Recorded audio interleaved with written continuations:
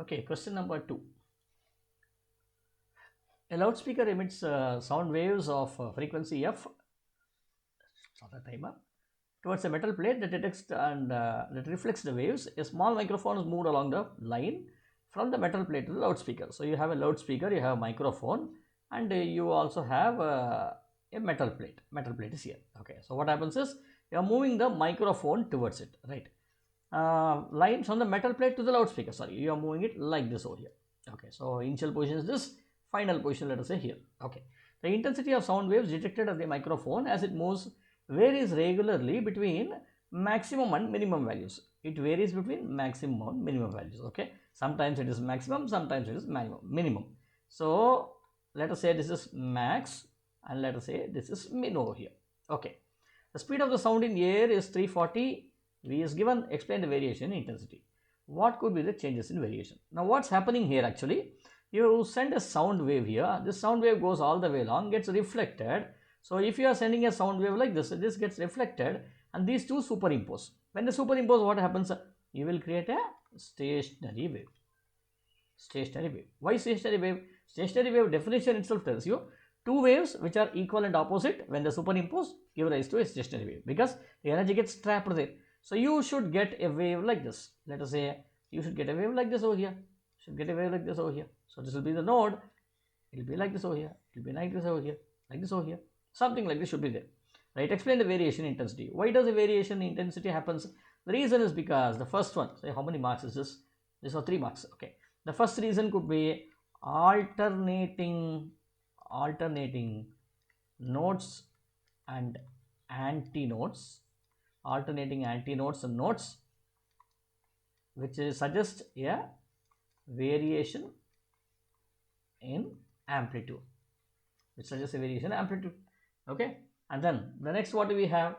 We can say that the traveling wave and reflected wave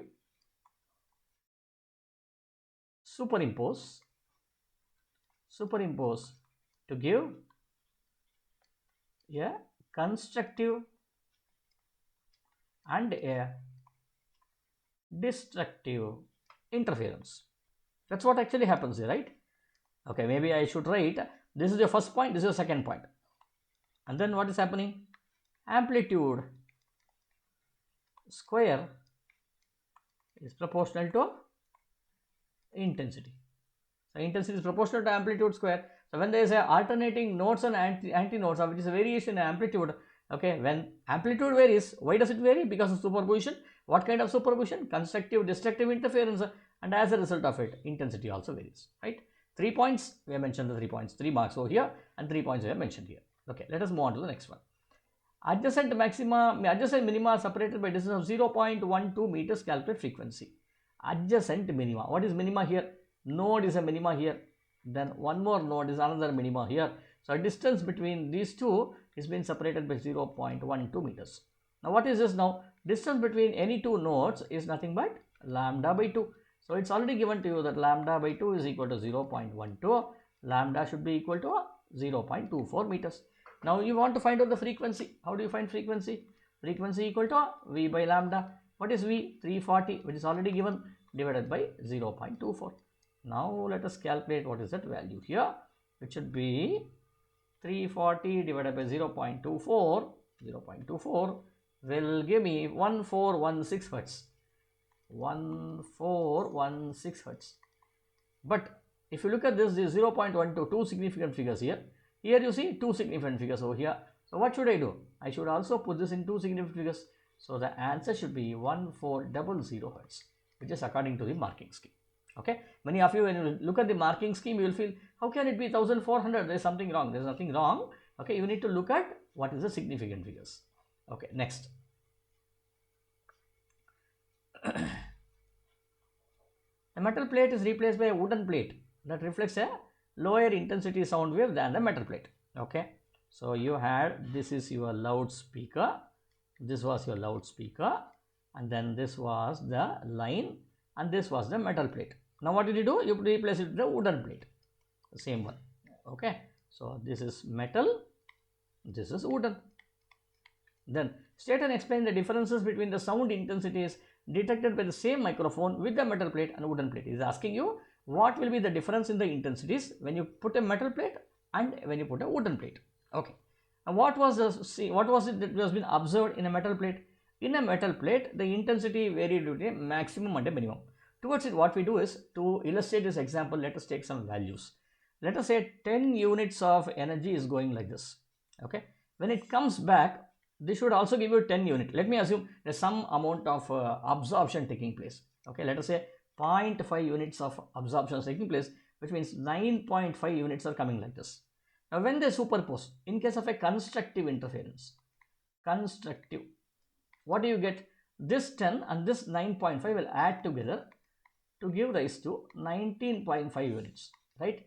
In case of a destructive interference, what will happen? In case of a destructive interference, you should be getting 10 minus 9.5, right? This 10 minus 9.5, which should now be equal to 0.5.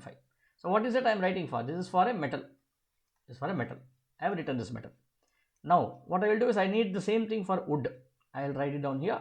For wood, how do I do? Now, the same 10 units comes here. Now, instead of 0.5, part of it gets absorbed. How much? Let us say 3 units gets absorbed. When 3 units gets absorbed, how much has been returned back? 7 units are given. So, constructive will become 10 plus 7, which is equal to 17 units. And what is it I am going to prove? I will show you what I am going to prove. Now, this will be 10 minus 7, which will be equal to 3 units. 3 units. So, this is in case of the wood. Now, when you say constructive, what do you mean by it? Constructive means there is a larger amplitude, larger intensity, which means what? There is loudness. There is loudness. Destructive, what does it mean? It is silence. Silence, right? So, silence. The same thing applies here also. So, here it is loudness and here it is silence. Now, can you interpret what's happening here? Here what you get is, you get, in case of a metal, in case, I will write it down here. In case of a metal, you get intensity, maximum intensity and say silence, that is what you call zero noise. So there is a good contrast. This is for 3 marks, right? Good contrast between them. Okay. Now, in case of a wood, what happens? In case of wood, what happens? You see, intensity is, maximum intensity is moderate. No zero silence, which means what? So you do not get complete silence. Even in case of destructive also, you will be here to able to hear some amount of sound over here. Okay. So as a result of this, so here you get both the notes. Okay. So sorry, not the notes. That is, you get maximum intensity here and you get minimum intensity here, but here that is not being found. So this is the differences in the intensity that you can find. Okay. I think we have come to an end. Thank you. Let us look into the next problem tomorrow. Do subscribe to my channel for more updates. I'll be adding more updates towards when the exams are proceeding. Thank you.